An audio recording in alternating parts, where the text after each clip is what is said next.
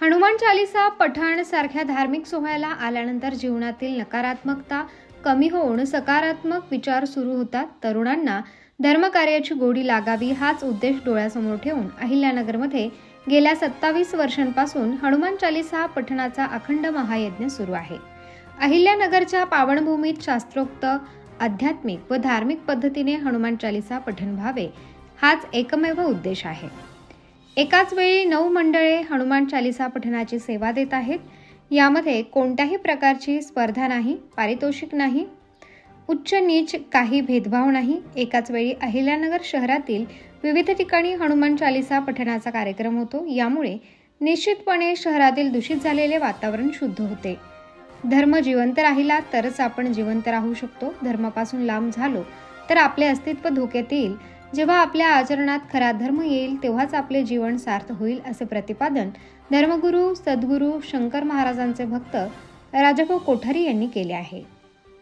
आडते बाजार परिसरात बन्सी महाराज मिठाईवाले जोशी परिवार व मंगल भक्त सेवा मंडळाच्या वतीने हनुमान चालीसा पाठाचे आयोजन केले होते। हनुमान चालीसाचा पाठ चालू असतानाच भारत अंतिम सामन्यात विजयी झाल्याचे समजताच तेथे उपस्थित असलेले मंगल भक्त सेवा मंडळाचे राजाभाऊ कोठारी, राजकुमार जोशी व अन्य गायकांनी भारताचा तिरंगा झेंडा व भगवे झेंडे फडकावत भारताच्या विजयाचा आनंदोत्सव साजरा केला व राष्ट्रभक्तीचे दर्शन घडवले। उपस्थित भाविकांनी टाळ्या वाजवून भारत मातेचा जय जयकार केला।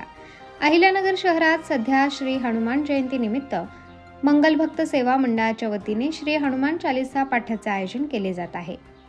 यावेळी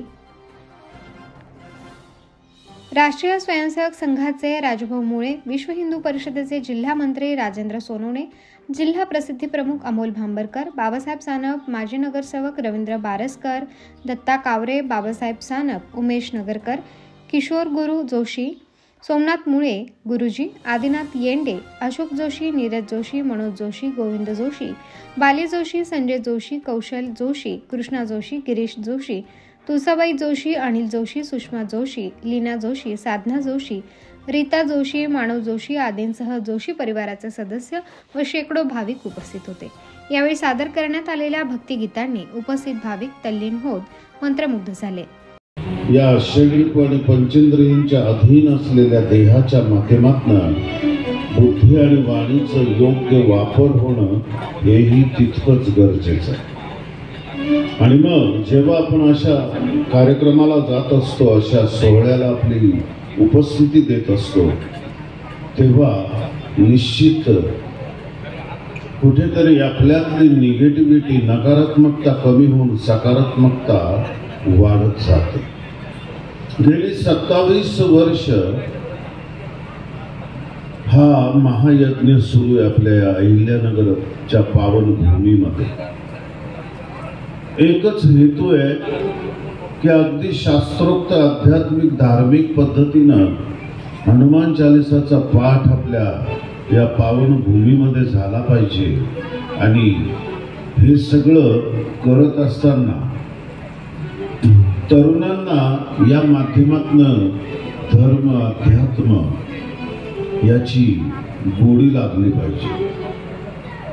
आणि निश्चित भगवंताच्या कृपेनं आशीर्वादानं एका मंडळाच्या आज 9 मंडळं आपल्या शहरामध्ये ही सेवा देत आहे।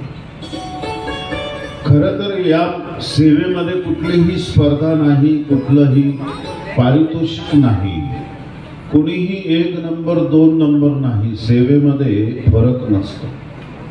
सेवा ही सेवाच असते, त्यामध्ये उच्च नीच असं काही नसतं। मग ही सेवा एका मंडळातनं 9 मंडळापर्यंत वाढली आणि एकाच वेळी आपल्या अहिल्यानगर शहरामध्ये 9 विविध ठिकाणी हनुमान चालीसाच्या पाठाचं पठण होतं। आणि निश्चितपणे या अहिल्यानगरच्या पावनभूमीतलं जे वातावरण आहे, जो दूषितपणा या वातावरणामध्ये निर्माण झाला, तो निश्चितपणे या माध्यमातून कमी होतो। याची अनुभूती गेली 27 वर्ष आम्ही घेत आहोत।